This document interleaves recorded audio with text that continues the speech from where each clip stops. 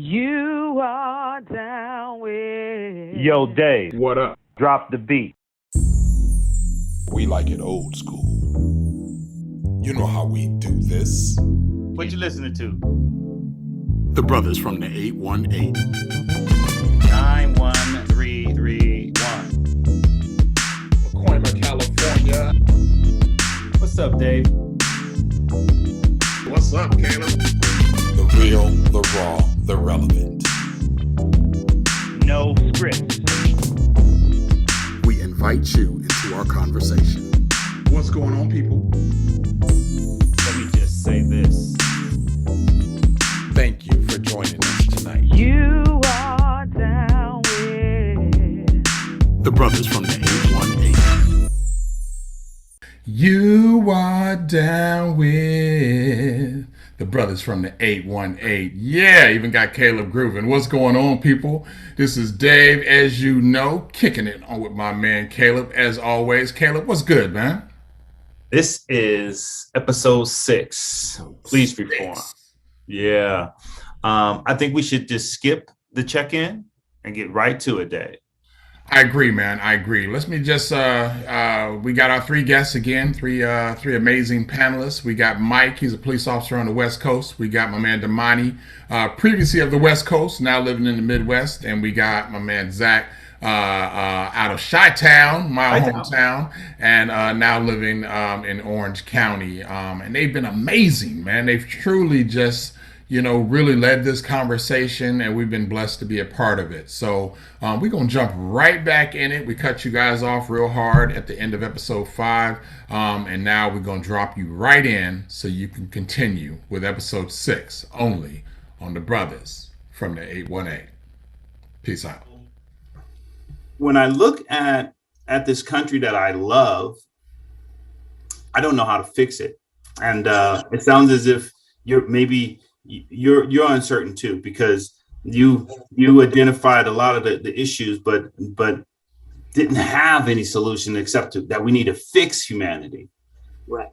We need to fix humanity first. Yeah. Not us. And then The things that are eroding our humanity. Right. Right, because there's laws that come into play to fix you, Mhm. but then the larger society is okay. If Yeah. you follow my drift. Yeah. No, I get that, and I too was thinking like you, Damani, like you, Caleb, that Damani, you pressed on, a couple issues, but honestly, I wasn't looking at the 4 fingers you put up. I was looking at what was between them and making ties. And here's what I tied together, and I'm gonna present this to you, Mike, and please join in. Damani started off with the problem is it's an us versus them. He pointed out the pilgrims. They came in, they saw,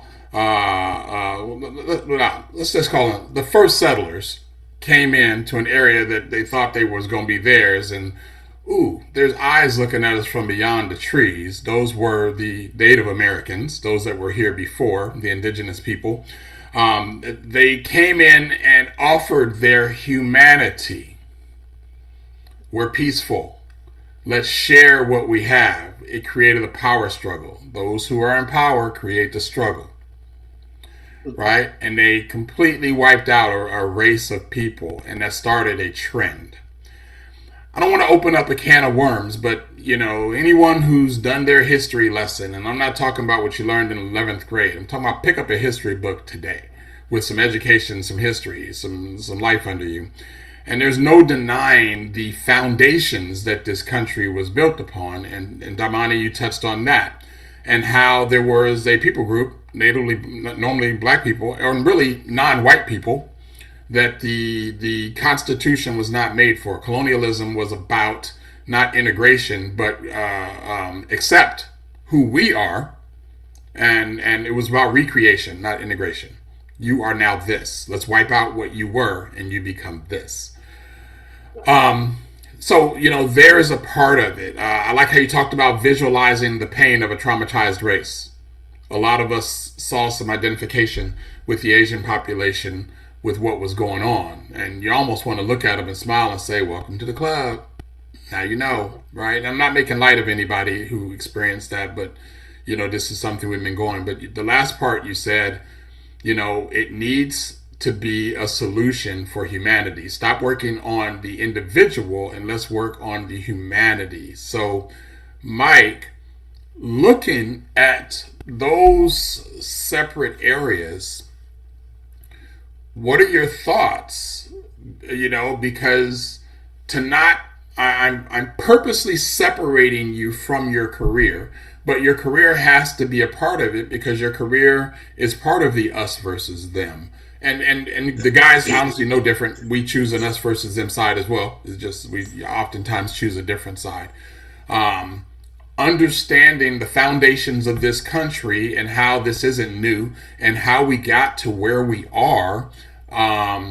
What's the solution for this humanity as a society, and how do we integrate that into policing? How do we integrate that into whatever avenue you want to take it? But jump off there. How do we do that? Yeah, so this is very similar to a class at USC. We're talking, and to have this conversation, not to undermine the elephant in the room, but I think a white cop having this conversation has to be noted. I mean, we're talking about, as referenced in USC, a white supremacist society. So, and we discuss a lot of police actions in class as well. So, yeah, the positionality, epistemology, all needs to be mentioned. And yeah, those are USC doctorate terms. But, and by the way, David, I'm actually wanting that doctor in front of my name. That's why I'm doing it more often than not. But anyway, I think it starts with the conversation. And I think that we've all said conversation 100 times in these meetings. And I think we're underestimating the conversation. Most of what I deal with, and I don't know about you guys, is a lot of hate, a lot of anger, and a lot of the divide.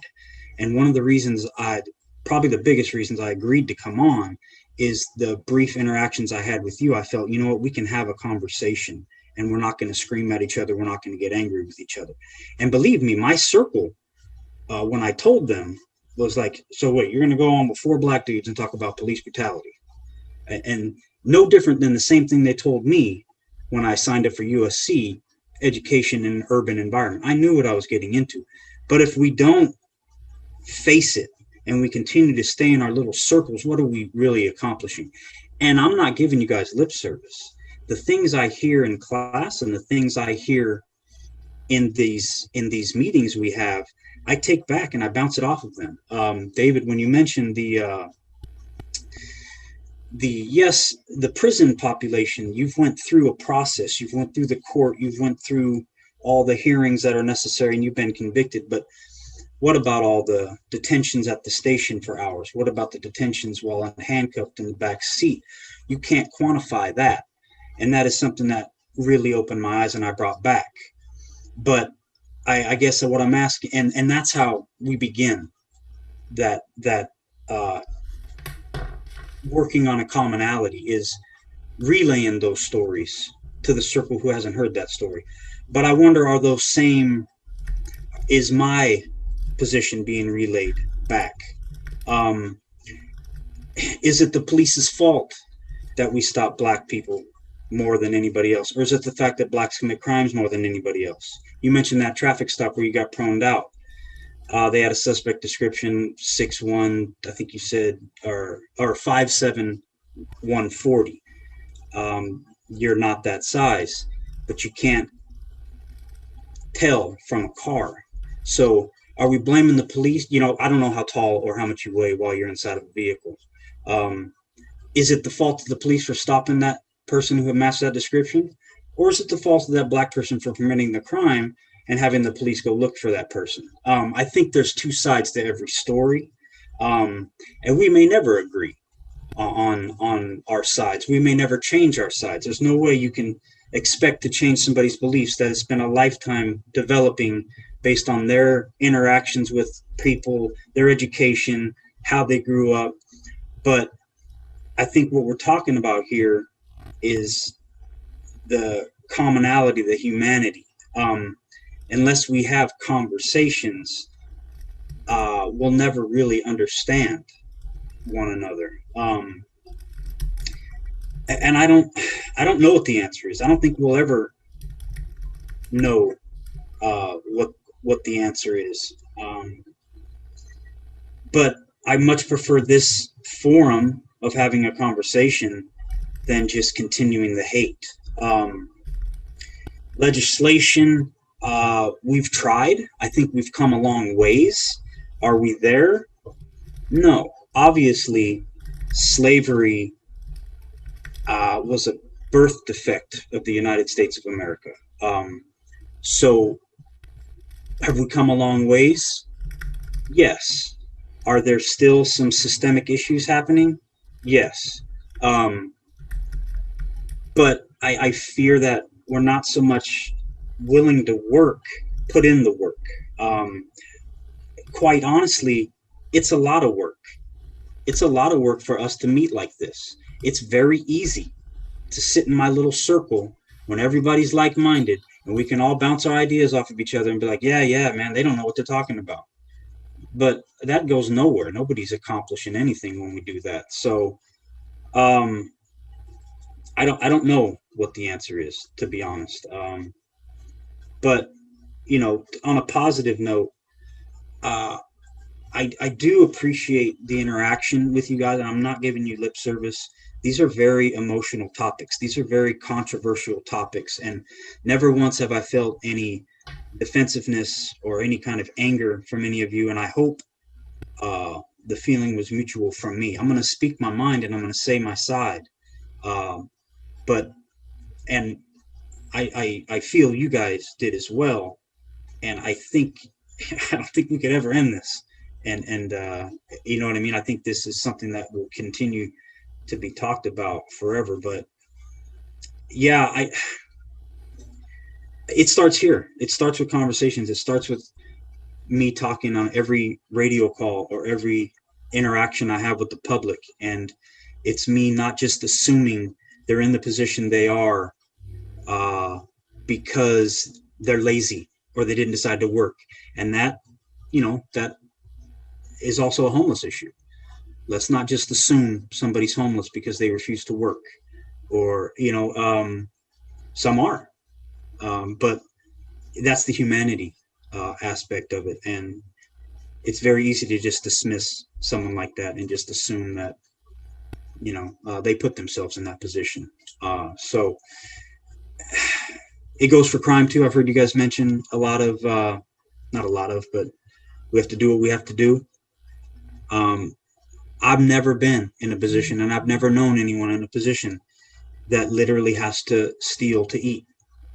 There's obviously empathy for a situation like that, and that needs to be taken into consideration.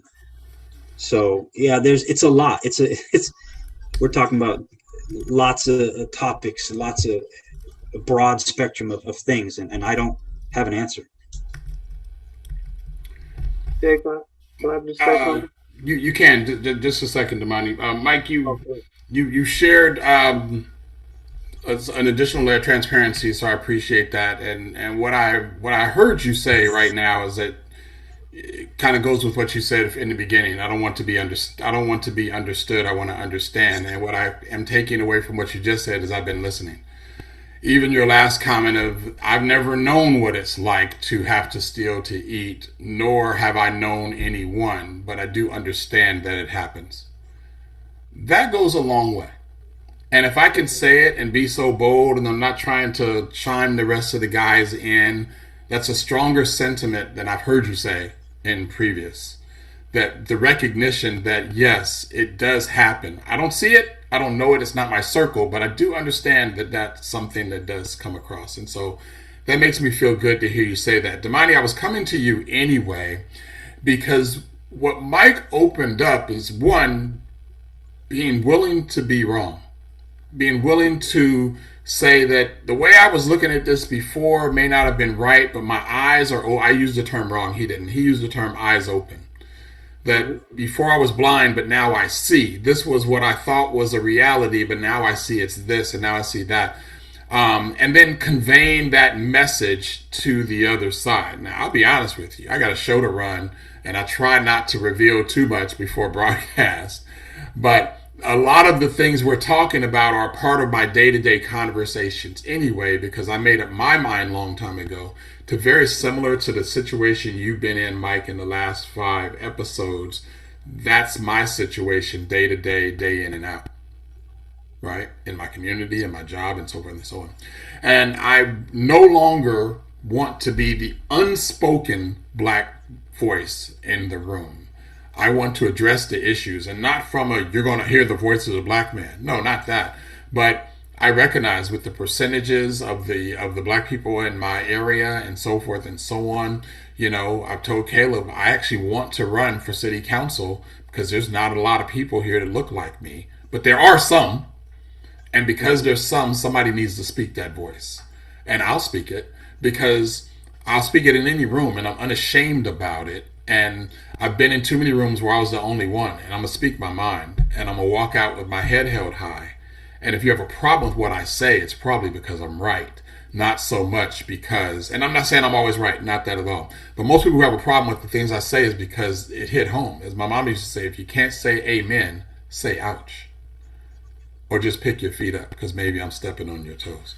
So Damani, you know, as we look into that, you know, you and Mike have not been against each other. I won't go so far as to say that, but your opinions have been polarizing, and you've been offering some opinions that are very deep and detailed, and also to some of the statistical information Mike was putting up, opposing. So hearing those opening words, and I know there was something in your mind you wanted to add as well, so feel free, but hearing those opening words, and we're all saying the same thing. Yeah, there needs to be something, but we're unsure of what it is. What are your thoughts? My thought initially, Mike mentioned that, which is a point of correction for you, Mike, that blacks are not more criminal than whites. Just because of the inherent bias in policing, we are perceived as more criminal and pursued in those lanes. You've even mentioned in previous podcasts that you can't even think of a time that you even pulled over a white person and why. And I know, being a native Californian and driving through LA in many occasions, LA was a tourist attraction. People get lost on LA freeways all the time. You got to tell me, you can't tell me somebody hadn't made a wrong turn at some point and drove through the hood. But again, you won't pull them over. We know you won't. Whether they was bringing drugs, whether they had guns in the car, it's a bias that's already there. Historically speaking, these seeds was planted in all of our minds. Even other black people think that black people are dangerous and, oh, you can't trust them, and we won't build a business with each other because we'll steal from one another, and we don't have anything as a collective today. But that seed was planted, again, this us versus them thing. I appreciate, as I stated from the very beginning, without compromising who I am as a man, because I won't do that for anyone. I appreciate my dialogue with Mike, my dialogue with Zach. I can't even speak to Dave and Caleb because I've known them my whole adult life, and David, you know, has been in situations with me where he had to have his back, he had to have my back. Our lives depended on it. We wouldn't be here today if it wasn't for us sticking up for each other.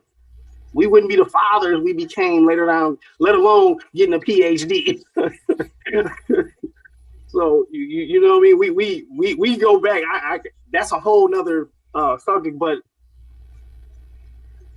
the dialogue conversation has to be real. And this is where this debate comes in. What's real for me is not necessarily real for someone else. Like, for example, again, I promise you I'm not picking on Mike, but there's some snapshots of things that has been said in this throughout this panel.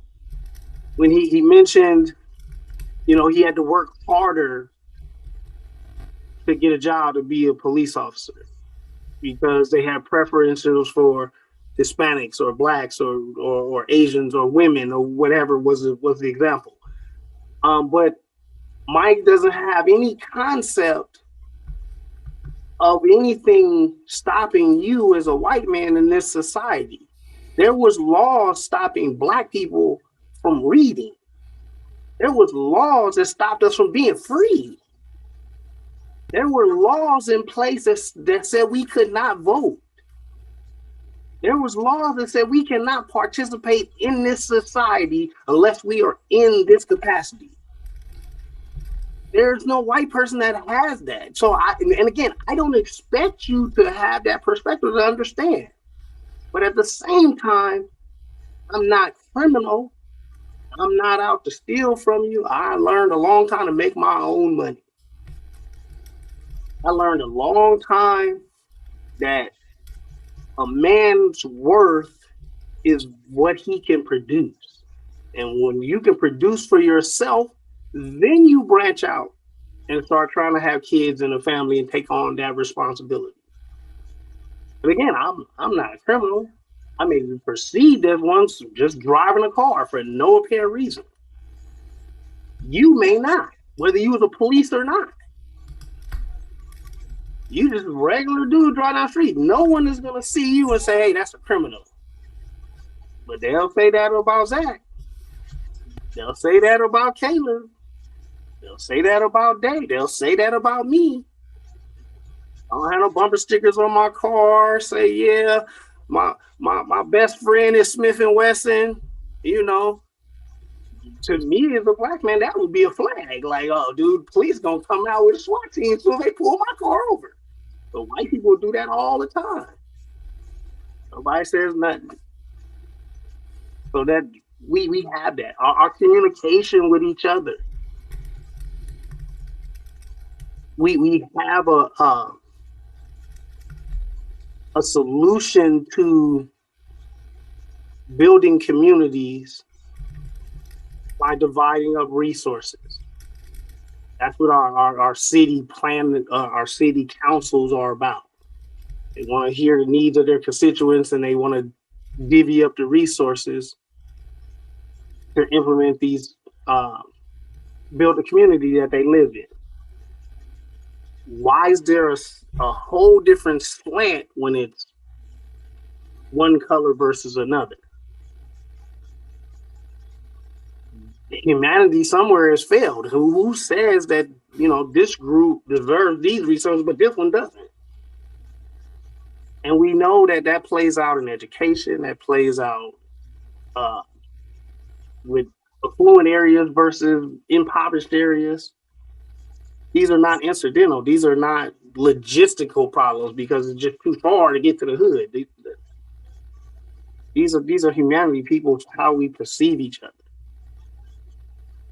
Right now, again, I draw a parallel to Caleb being in the military. If we had another September 11th attack, it would be all hands on deck as Americans. No hyphen before it. Not African American, not Asian American, not none of that. We would be Americans all in that moment. And in my lifetime, September 11th was the only time that ever happened. We was all Americans. And those who joined the military and went and put boots on the ground, they didn't care if it was a white boy next to him, a Mexican next to him, a Puerto Rican, a black dude from Watts with him. We getting it in. Hoorah, hoorah. And they handled their business.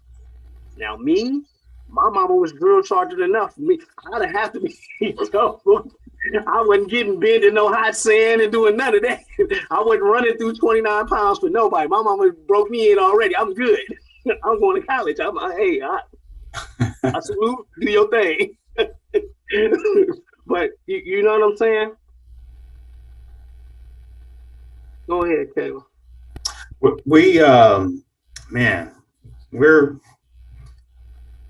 When you mention the military, there's racism, there's division, there's issues in the military. Yeah. But when you are facing a common enemy, those issues go away because you have one goal, right? You have one goal. So let me speak to this. And I don't know where David, I don't know if David was going to go in another direction. But we live in a society, a nation that is self-serving, even amongst ourselves. We could be all, it doesn't need to be color. We're self-serving. I need to do right. I need to take care of myself before I take care of anybody else. Once I'm good, then I'll worry about them back there, right? Yeah. Financial independence, celebrity, social media, overnight success. You know, maybe it's just my age. Maybe because I'm looking at 50 now. I'm looking at 50, and I'm that old guy that's saying these millennials, these generation X and Z's, right? They're the problem, right? Because that's what our parents did when rock and roll came around, right? They were saying this music is the death of us. It's going to kill our nation, right? Here's some things that I'm going to do. Things that I'm committed to doing. I am committed to serving others. I've been in service as long as I've been an adult, right? And as a leader, because I was a leader in the military, I feel like I've been a leader around my peers in my community, my homies, right? In my family, and even in my job today, I'm a leader, and I want to be a servant leader, right? And I want to allow my character, my morals, my values, my faith to decide and determine my decisions, right? That's what type of person I want to be. I'm not a talker. And kind of like what Mike was saying, and I'll use some different words. I want to talk less, but say more through my actions, right?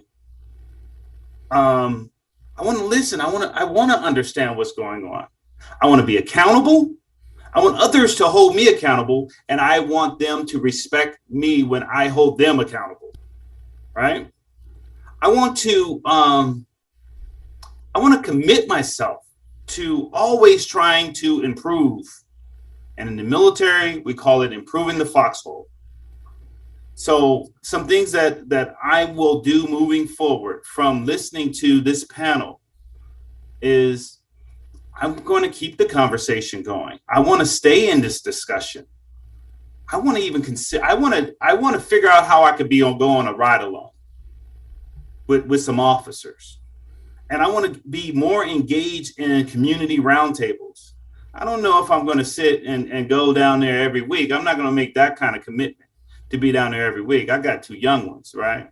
But I could do more than what I'm currently doing, and I'm going to do more. A suggestion.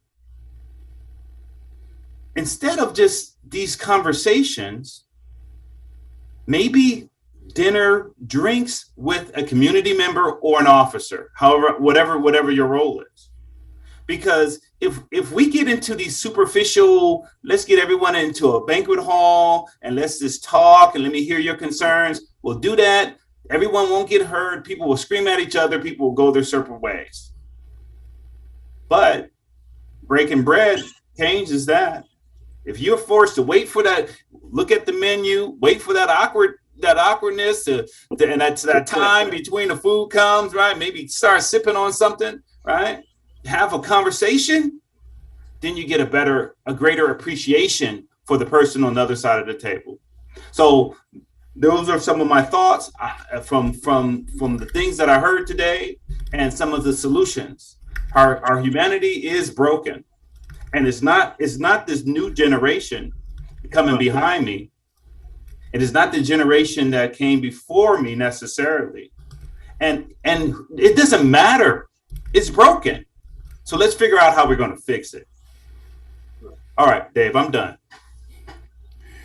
You're reading my mind, brother. I mean, you're co-hosting with me on this, and so I know what we try to do is be less and more about ourselves and give our guests time. But you are a patriot. You are a career military man, and you're retired now, but you put in 27, 23 years. 24. 24, somewhere in the middle. So your perspective on that, I've asked you a lot. We've had a lot of conversations, especially after your deployments, because it opened up another side to you that I never got to know. And through knowing people that you've been deployed with, I've seen another side of you as well. And I see that. Let me share this. I want to share some dates, throw it back out, and then I think we're going to wrap this up. My oldest, he just turned 25. When he was 4, we were at a birthday party, and my mom, or his mom's mom, said to my mom, "You should be so proud of David. He's such an awesome dad." She didn't use the word awesome. She said great dad or amazing dad or something, some adjective that meant good dad. Right? And we all like to hear that, right? We're all fathers. My mom, who could have said thank you, said, "Why should I be proud of him for doing something that I raised him to do? He's not supposed to be a bad father." And I'm sitting there looking at her like, "Mom, you could have just said thanks." Right? But she wanted to make her point. Right? And you know my mama. That doesn't even come as a shock to you. Right? When you got your master's, Caleb, your family, and again, Damani, we talk about our streets and so forth. Caleb and I had them same stories. And I remember at his wedding, his brothers all asked me to go up and speak on behalf of the family. Mm-hmm. At his mom's funeral, his brothers asked me to speak on behalf of the family. So, his brothers are my brothers. His sister is my sister. His daddy don't like me to this day, but he don't like him either. So I'm in good spot, right? My daddy love me, boy. Watch him out. Watch him out. No, I love his father. He's good people. But the point I'm saying is, my open to speech is it's hard to give a man credit for doing something he's supposed to do. It's hard to lift him up for that. Mm. So I look at us and us having these conversations, and I'm like, we're talking about things not for the credit of doing them, because we're all supposed to embrace our humanity. We're all supposed to be men first. Yep. As a defense mechanism, we've had to be black men first. Wait, are you talking about Mike too? No, I'm about to say this about Mike. As a defense mechanism, he's oftentimes had to be a cop first. Okay. Right? And so we've all had to retreat to our identities, but the humanity of it is for us to be men. I have to say that. Now, what seems like a subject switch, but it isn't. Mike, you said something and it's been resonating, and Caleb's like trying to figure out what I'm doing because he sees some numbers on the page. But you said slavery was a birth defect of the United States. I've never heard that in my life. But I can't tell you the number of people who are going to hear it from me. You can steal it. Right? Because it's powerful. And again, I'm an analogy person, so I think about, well, a birth defect is a baby born with a missing toe. You can see it from the beginning. Right? And that's true. But there are some birth defects that don't manifest till you turn 3, 7, 19, 25. Right? They've been there from the beginning. My wife that passed away, God rest her soul, was born with a misalignment of blood vessels in her brain. When she turned 46, they burst. And she died on the spot. Right? And so it's not always identified. So this country,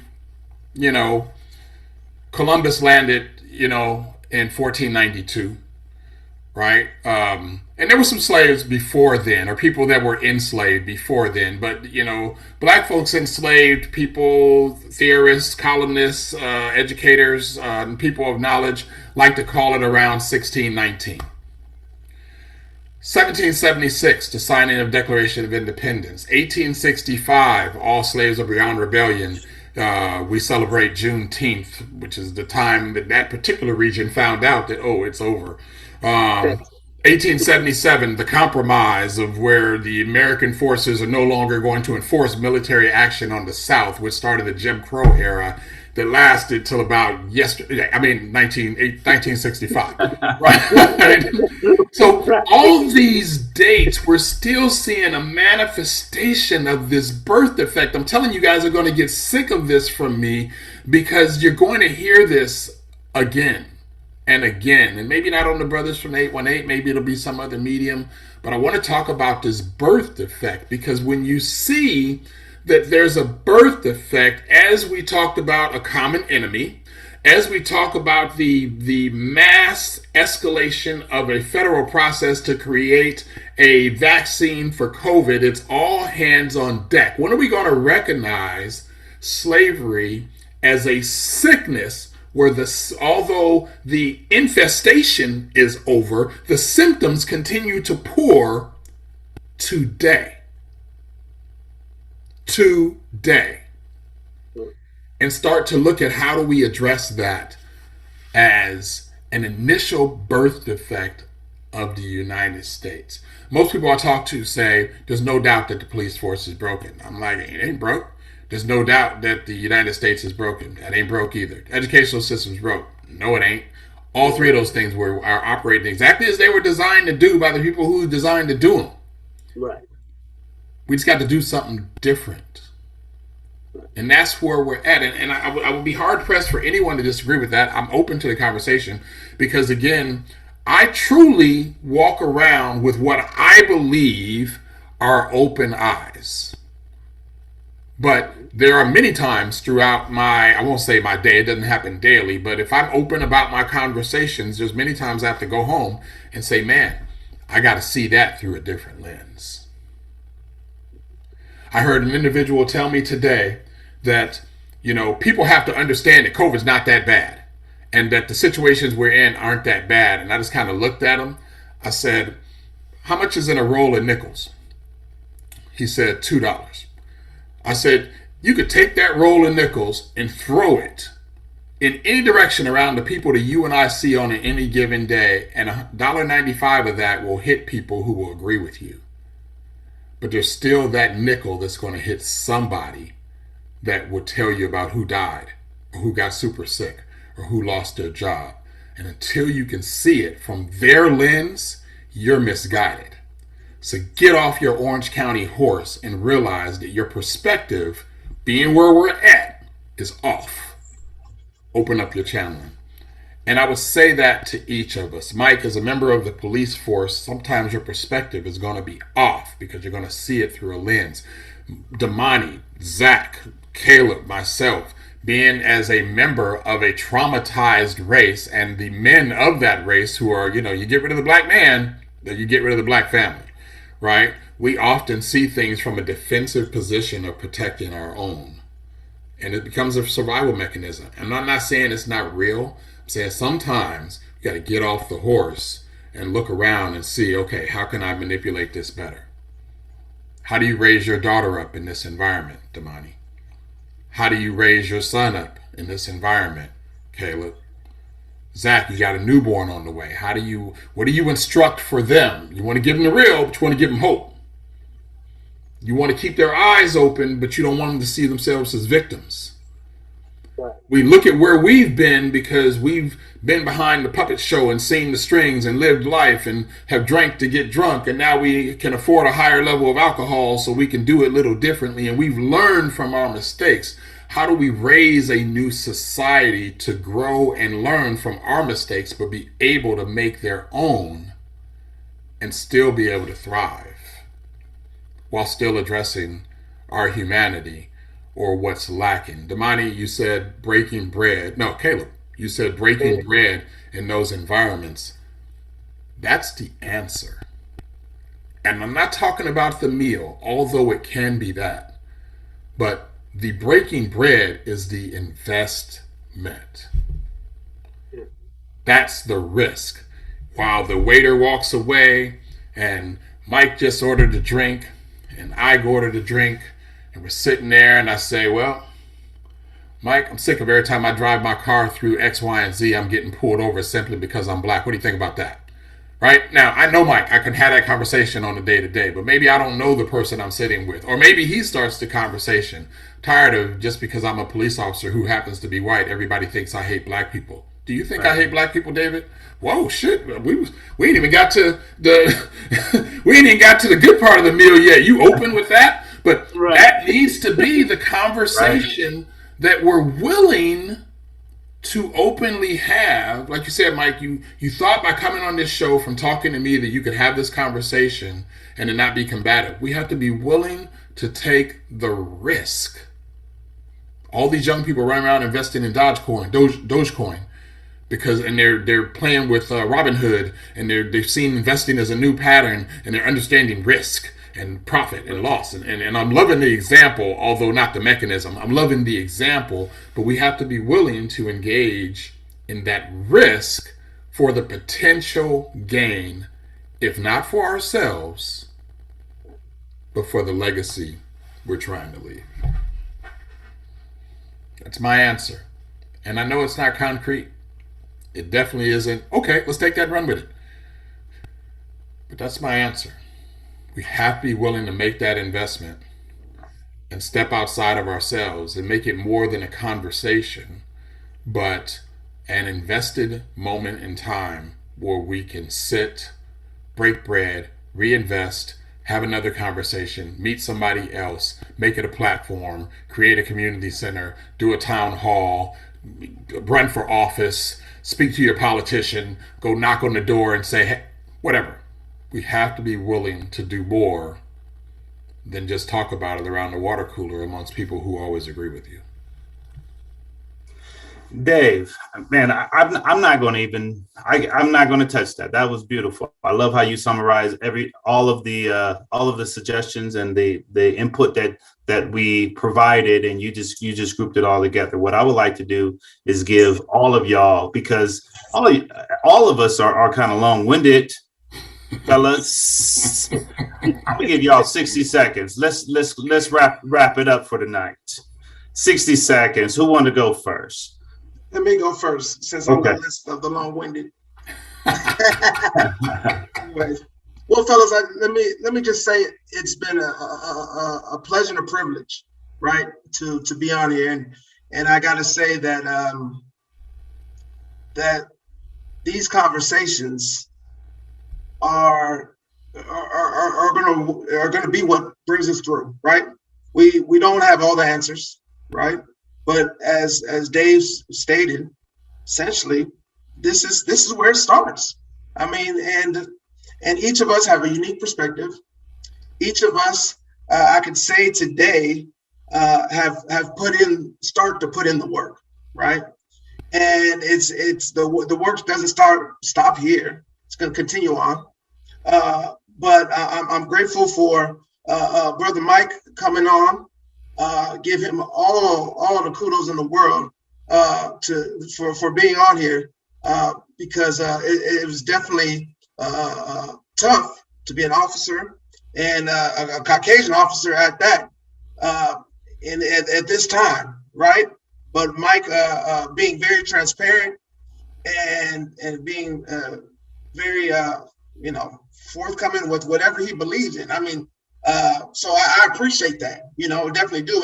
And Brother Damani, with his insight, historical insight, I probably learned a lot more than what I've ever expected. But I mean, everybody brought it, so to speak. And this is what this is about. And the space that Dave and Caleb have put together and allowed us to come on here, this is how it starts. And I'm just blessed, and I'm thankful, and I'm grateful for all of that. And I may not have all the answers, but one thing I do know is that I'm an educator, and I'm going to continue to work with younger kids, older kids, people, adults. Doesn't matter who you are. I'm going to continue to educate and continue to grow and continue to listen and continue to trust the man upstairs and lead my family and lead my friends in these thought-provoking conversations, and hope that we continue the good work. But as long as we have individuals like us four here, we're in good shape. So thank you guys much. I appreciate it, and look forward to the next one. So, I don't expect anybody else to stick to it either. But when I was in second grade, I learned how to tell time, and that was more than 60 seconds, brother. But we appreciate what you have to say. Well, since I'm over my 60 seconds, Keep going.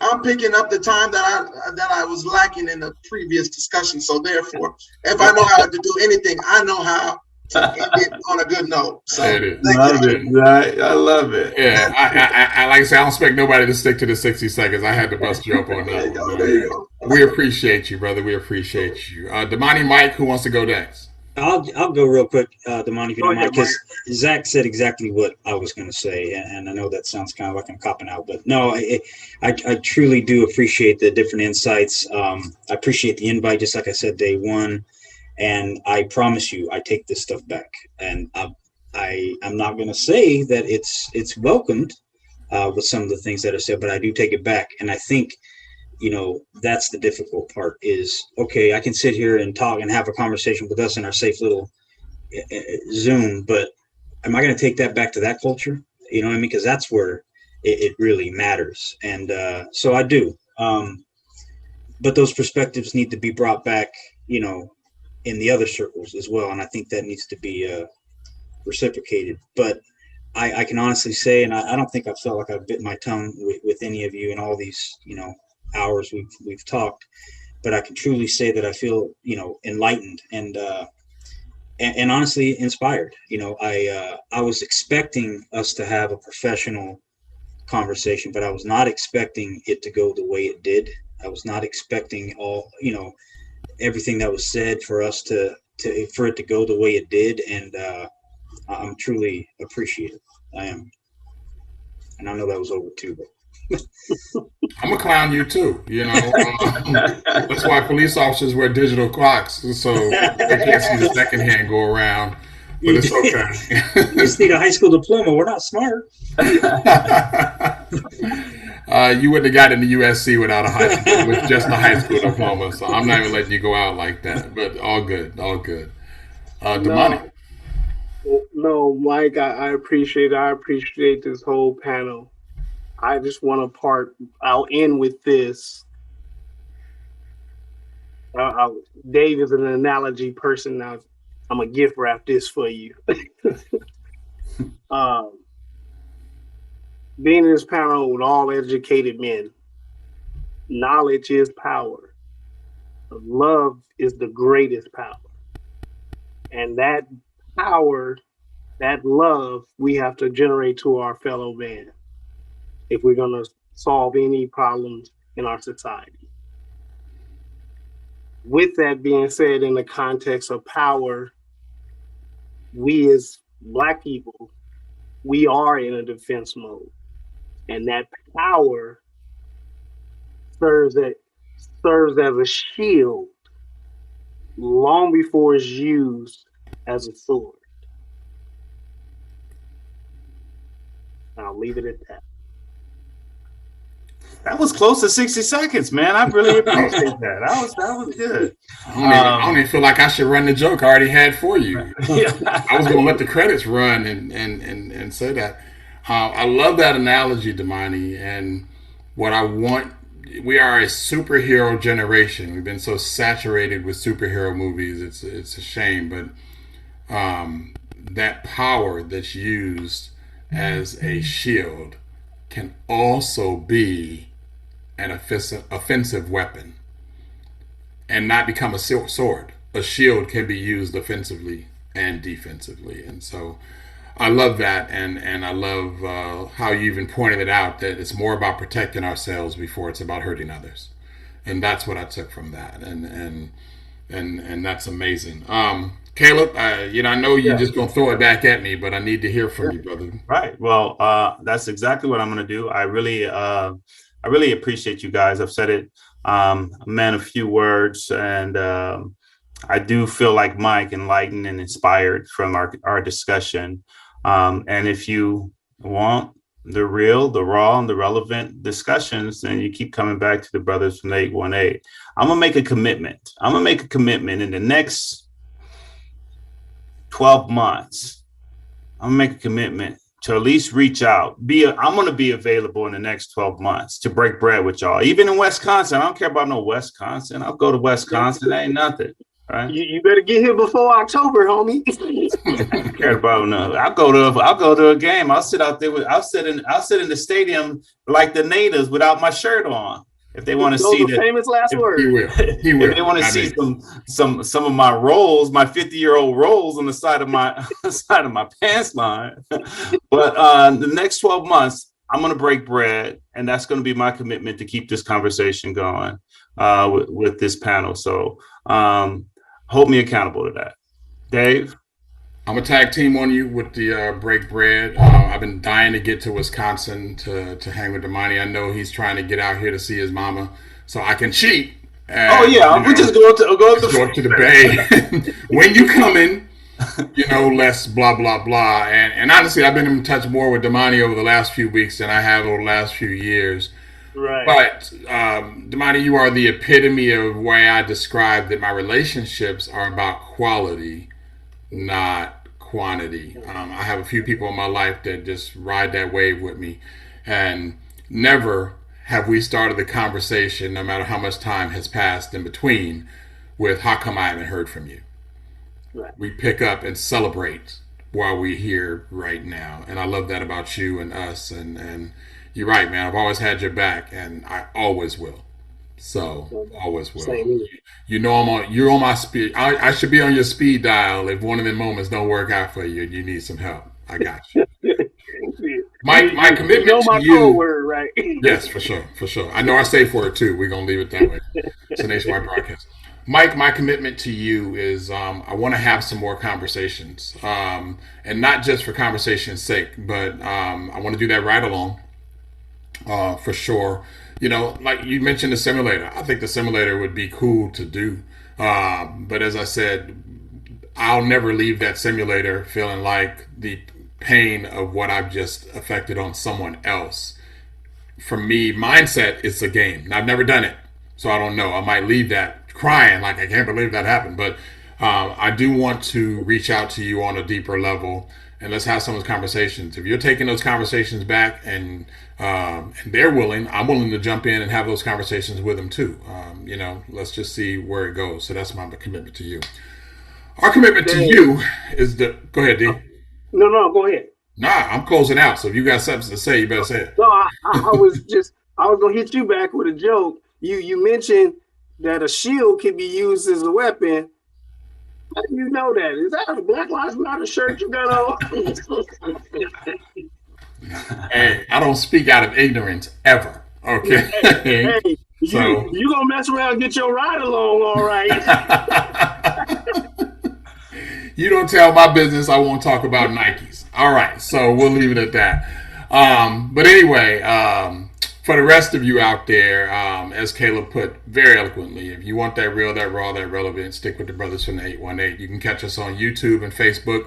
You're probably catching one of those right now. We're also streaming on Spotify, Apple Music, Google Music, Amazon, Audible, or wherever you get your streaming media. iHeartRadio, fought hard to get on that one.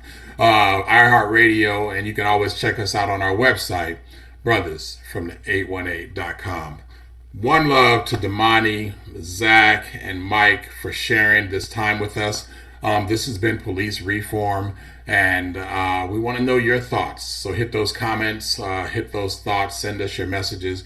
We promise to share them, communicate them, and you keep hanging with us, and we'll keep coming back giving you everything we got. Until next time, peace out. Peace. You are down with The brothers from the